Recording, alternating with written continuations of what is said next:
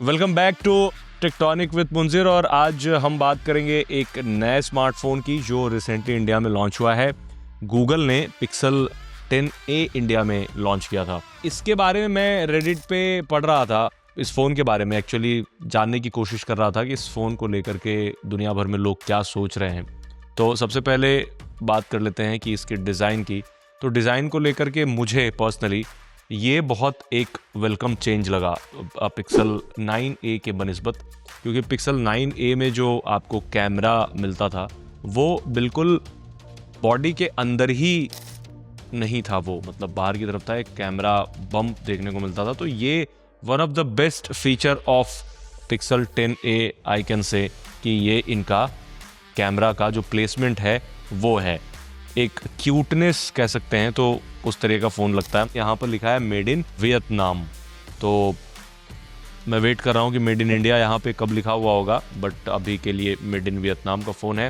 And then ये एक budget segment का फ़ोन है अकॉर्डिंग टू गूगल। तो गूगल का जो बजट सेगमेंट का फ़ोन होता है वो भी 50,000 के करीब होता है, क्योंकि उनका बजट हमारे बजट से अलग है। मतलब इंडिया में अगर बात करें बजट सेगमेंट तो हमारे यहाँ 10-15,000 20,000, बट उनके लिए एक एंट्री लेवल फ़ोन है पिक्सल 10a।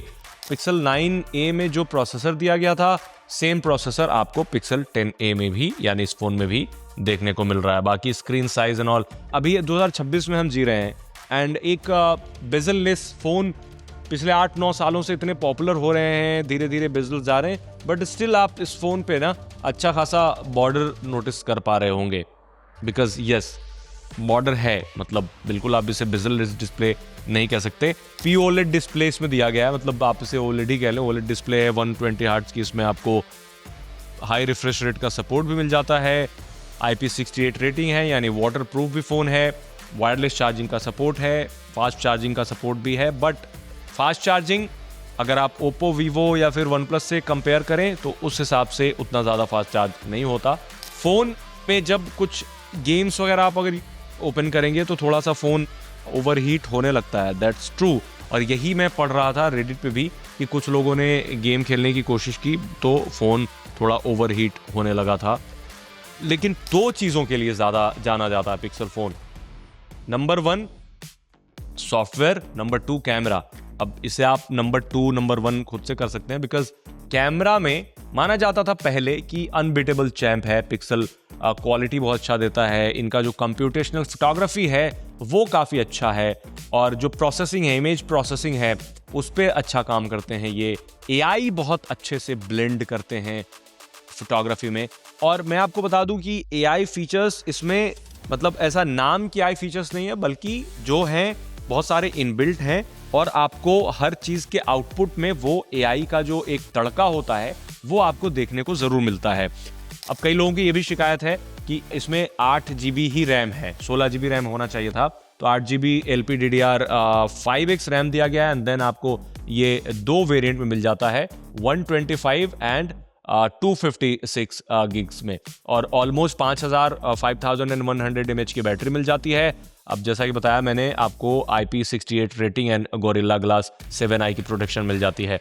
बहुत सारे इसमें फीचर्स दिए गए हैं। कैमरे पे आते हैं, 48 मेगापिक्सल एंड 13 मेगापिक्सल सेल्फी के लिए, अल्ट्रा वाइड भी 13 मेगापिक्सल है। तो 48 मेगापिक्सल का जो क्वाड कैमरा सेटअप इसमें दिया गया है, तो 48 मेगापिक्सल बहुत अच्छे से काम करता है। मतलब मेगापिक्सल के रेस में पिक्सल ना बहुत देर के बाद आया है। मुझे आज भी याद है कि 4-5 साल पहले तक गूगल के जो पिक्सल स्मार्टफोन्स होते थे उन्होंने 12 मेगापिक्सल 13 मेगापिक्सल इस तरह से दूसरे लोग 100-200 मेगापिक्सल की रेस में आ गए थे। तो ये मेगापिक्सल वॉर में मतलब नहीं थे, बट क्वालिटी उनसे काफ़ी ज़्यादा अच्छा देते थे, क्योंकि कंप्यूटेशनल फोटोग्राफी पे बहुत अच्छे से काम करते थे। जो मैक्रो फोटोग्राफी भी आप इससे कर सकते हैं। मतलब ऐसा नहीं है कि आपको मैक्रो फोटोग्राफी के लिए स्ट्रगल करना पड़ेगा। अल्ट्रा वाइड भी अच्छा आउटपुट देता है। इवन सबसे अच्छी बात यह है कि अगर आप कम रोशनी में फ़ोटो क्लिक करते हैं, लाइक अगर ब्राइटनेस कम हो लेकिन फ़ोटो की क्वालिटी काफ़ी अच्छी आपको मिल जाती है। नाइट साइट जो है वो काफ़ी पहले से पिक्सल में आता है। नाइट साइट में क्या है कि आप जब भी फ़ोटो क्लिक करते हैं तो आपको थोड़ा सा टाइम देना पड़ता है, कुछ सेकेंड, एंड देन फिर उसके बाद ये प्रोसेस होता है फ़ोटो, एंड देन फिर उसके बाद आपको रिजल्ट मिलता है। कैमरा कोच के बारे में भी मैंने आपको बताया होगा कई बार। कैमरा कोच बेसिकली क्या है, जनरेटिव एआई को यूज करता है और आपको बताता है, कोच एज नेम सजेस्ट, कि आपको मतलब आपने एक फ्रेम तैयार किया ऐसे करके, कंपोजिशन आपको समझ में नहीं आ रहा है कि कौन सा शॉट आप कौन सा एंगल लेंगे उस पर्टिकुलर सब्जेक्ट का या फिर पूरे एरिया का, तो आपको अच्छी फोटो आउटपुट मिलेगी। तो ये खुद से क्या करता है कि पहले उसको रीड करता है, ऑप्टिमाइज करता है और आपको 2-3 ऑप्शन दे देता है कि आप इस एंगल में फोटो क्लिक कर सकते हैं, तो आपको सजेस्ट करेगा एंड रिकमेंड करके दे देगा। तो इसके लिए गूगल बोलता है, ये जैसे 3 ऑप्शन इसने दिए, 3-4 ऑप्शन दे दिए। अब इसने पर्सन इन हेडफोन्स, जैसे प्रोड्यूसर हैं हमारे सूरज हेडफोन्स लगा कर बैठे हुए हैं, तो यहाँ ऑप्शन दिख रहा है कि पर्सन इन हेडफोन्स, ये डिटेक्ट कर लिया इसने। And ready for a chat, क्योंकि रेडी फॉर अ चैट जब डिटेक्ट किया तो ये बता रहा है इसमें, क्योंकि इनके सामने लैपटॉप है और मशीन रखी हुई है और ये इनके हाथ में फोन है, तो 2 कंपोजिशन तैयार किया ये।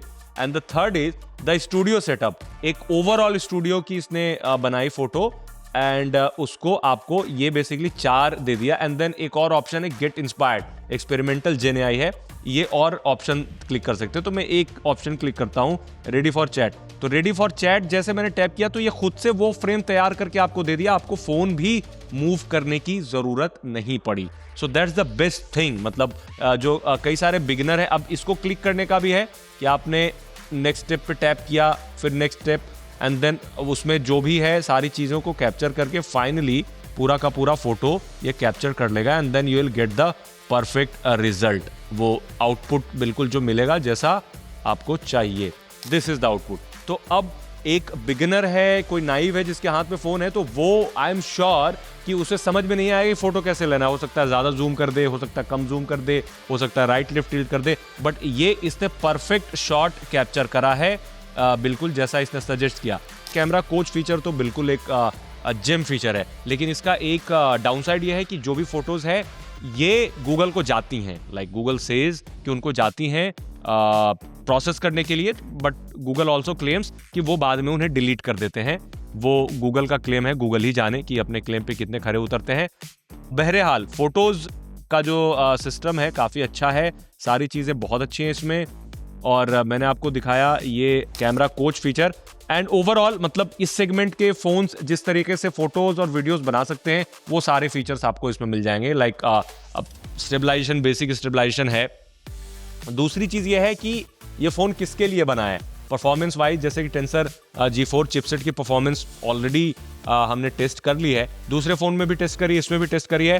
तो परफॉर्मेंस वाइज लाइक अभी तक ऐसा कुछ स्लोनेस की प्रॉब्लम नहीं आई, बट शुरू में मैंने बताया था कि मैंने कई जगहों पे भी देखा है कि गेम में लोड होने में लोड तो हो जाता है, बट थोड़ी देर तक खेलने में थोड़ी दिक्कत होती है, लाइक ओवरहीट जैसी प्रॉब्लम होती है। 7 साल तक का आपको इसमें अपडेट मिलेगा, तो ये एक फ्यूचर प्रूफ फोन भी है। मतलब अगर आपने आज फोन खरीदा है 2026 में, तो 2026 से 7 साल ऐड कर लीजिए, तब तक फोन आप रखेंगे तो भी कोई प्रॉब्लम नहीं होगी। इसमें सॉफ्टवेयर एंड सिक्योरिटी अपडेट्स आते रहेंगे। ओवरऑल एक वेल मेड फोन जरूर है, बट ऐसा भी नहीं है कि 9A के मुकाबले कुछ बहुत बड़ा बदलाव इसमें कर दिया गया है। No, that's not the case. तो अगर 9A है किसी के पास तो मैं तो बिल्कुल रिकमेंड नहीं करूंगा कि 10A में अपग्रेड करें, बट ये फोन स्ट्रिक्टली उन लोगों के लिए बना है जो गूगल पिक्सल फोन के जो फोन का जो इकोसिस्टम है उसमें एंटर करना चाहते हैं और पिक्सल फोन चाहते हैं। और इसका एक्चुअली गूगल का मतलब मार्केटिंग स्ट्रेटजी ये है कि एक फोन ऐसा बनाए, इनफैक्ट आईफोन एप्पल को भी ले लीजिए, जो 17E लॉन्च हुआ है तो वो भी अपना करते हैं, तो ये भी A सीरीज इनकी आती है।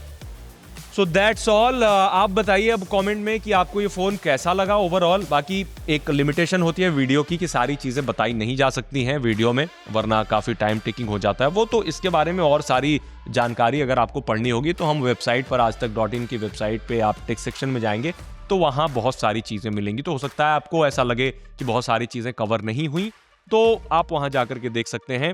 बट कॉमेंट में आप हमें ज़रूर बताएं कि आपको कैसा लगता है, पिक्सल फोन्स कैसे लगते हैं, स्पेशली गूगल के जो पिक्सल फोन्स होते हैं वो कितने पसंद हैं आपको।